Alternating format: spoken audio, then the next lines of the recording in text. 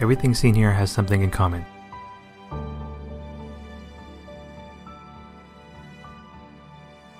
It's killing us and the environment around us.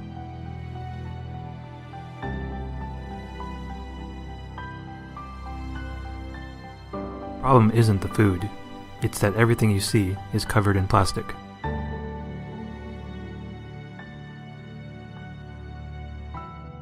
The problem is that plastic is man-made and it takes up to 450 years to biodegrade.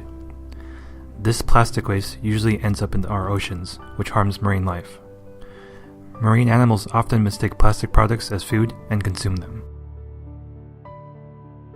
44% of all seabird species, 22% of cetaceans, all sea turtle species, and a growing list of fish species have been documented with plastic in or around their bodies.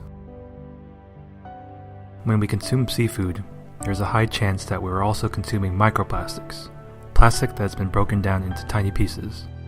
The problem is that when microplastics are floating in the ocean, they absorb highly toxic chemicals which, if consumed, can lead to a wide range of chronic effects. Not only can plastic enter our systems through seafood, but also through the plastic products that come in contact with our food. How far does the plastic problem have to go before we change our ways?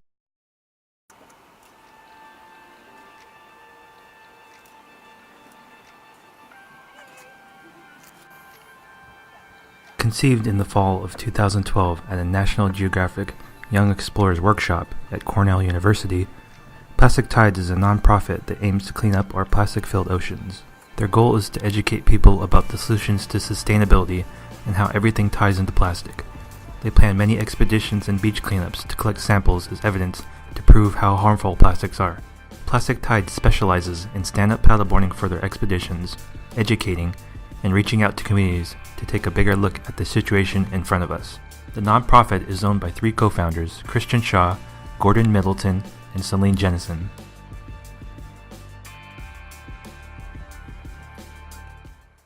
My name's Christian, I'm co-founder of Plastic Tides.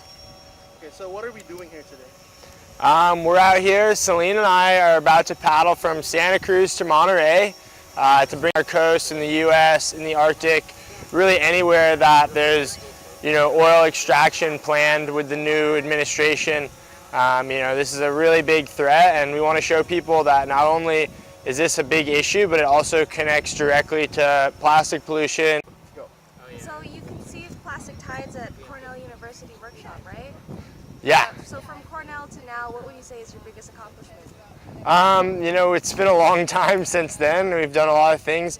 But I would say, the accomplishment that stands out most is the Microbead campaign that we were involved in back. Is something that we took note of and really thought was just a bad thing every way around, and a lot of other groups. And so there was a lot of action together. We did an expedition, we did research, similar to this, and we had really awesome results with legislation passed at the end of 2015. Putting some solid effort into this project. We're really stoked to be working with you guys on this, and yeah, this is legit. This is rad. So.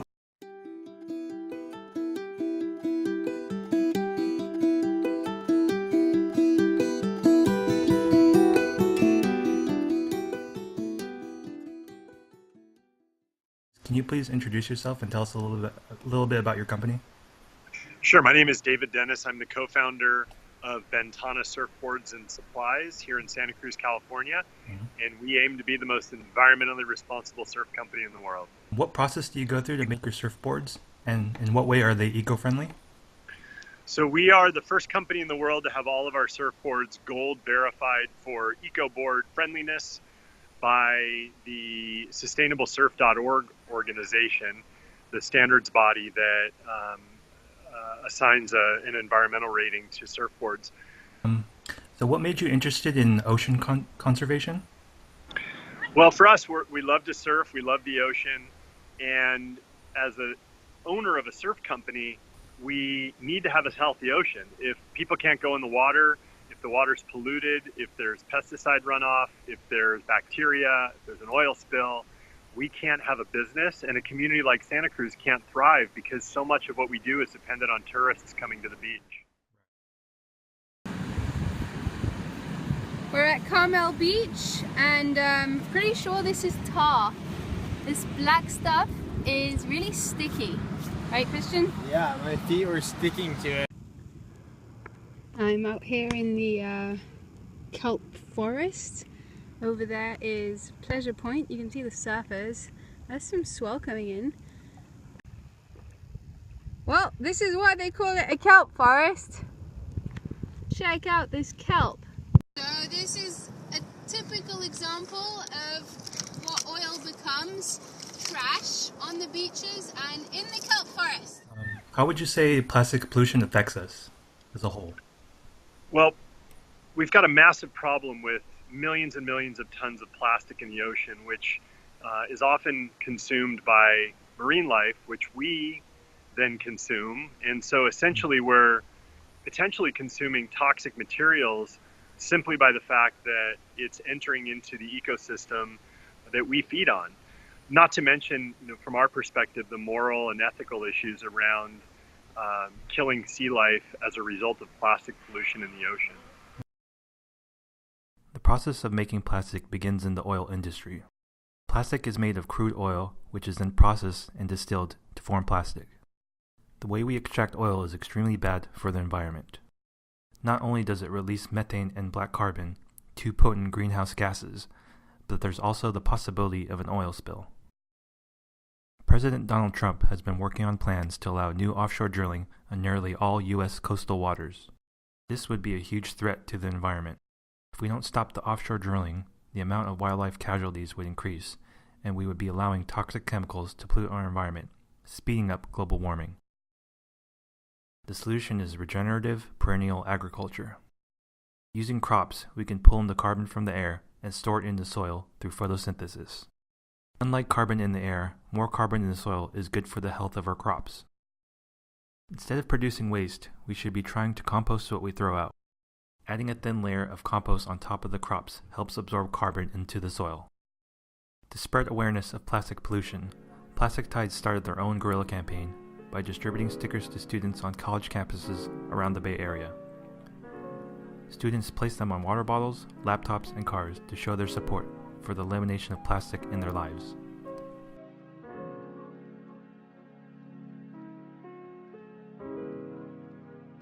Plastic Tides also went out to the beaches to stencil in facts about the harm of plastic to the environment.